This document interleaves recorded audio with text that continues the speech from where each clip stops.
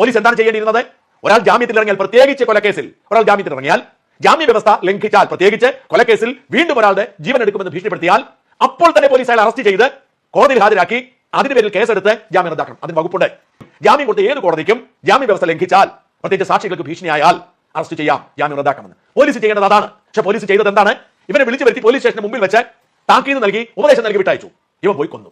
ഇവിടെ വീഴ്ച പറ്റിയിരിക്കുന്നത് പോലീസിനാണ്. എന്തൊരു വൃത്തികെട്ട പോലീസാണ്, എന്തൊരു നെറികെട്ട പോലീസാണ്. മനസാക്ഷി ലെവലേശമുള്ള ആർക്കെങ്കിലും സാധിക്കുമെന്ന് ചെയ്യാൻ. BNS-ലെ 232 വകുപ്പിൽ കൃത്യമായി പറയുന്നുണ്ട് സാക്ഷികളെ ഭീഷണിപ്പെടുത്തിയാൽ എന്ത് ചെയ്യണമെന്ന്. പോലീസിന്റെ ഭാഗത്ത് വീഴ്ചയുണ്ടായി.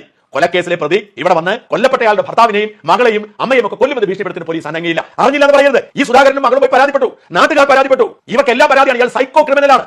പക്ഷെ പോലീസിനെ അത് വിഷയമല്ല. അതുകൊണ്ട് പറയുന്നു സുധാകരന്റെയും ലക്ഷ്മിയുടെയും കൊലപാതകത്തിന്റെ ഉത്തരവാദിത്തം പോലീസാണ്, നെന്മാറ പോലീസാണ്. ആ പോലീസ് SHO-യെയും SI-യെയും ഉപദേശിച്ചവനെയും ഒക്കെ പ്രതിയാക്കണം, പിടിച്ച് ജയിലിലിടണം. അവന്റെയൊക്കെ വീട്ടിൽ ഇത് സംഭവിച്ചാൽ മാത്രമേ വേദന തിരിച്ചറിയാൻ കഴിയും. പിടിച്ച് ജയിലിടണം.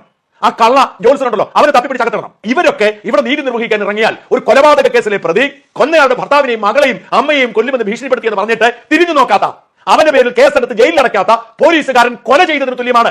അത് കൊലപാതകമാണ്. ആ പോലീസ് ഓഫീസർക്ക് യൂണിഫോം ഇട്ടുകൊണ്ട് നമ്മുടെ നികുതി പണത്തിൽ ശമ്പളം വാങ്ങിക്കൊണ്ട് ഈ നാട് ഭരിക്കാൻ അധികാരമില്ല. അത്തരം വൃത്തികെട്ടവർ ജീവിച്ചാൽ ഒരു മനുഷ്യന്റെയും സ്വത്തിനും ജീവനും സുരക്ഷയില്ല. വളരെ കഷ്ടമാണ്, വളരെ സങ്കടകരമാണ്. ധാർമ്മിക രോഷം കൊണ്ട് എന്നെ നിയന്ത്രണം വിടുന്നു ഈ വൃത്തികെട്ട പോലീസ്, നെറികെട്ട പോലീസ്.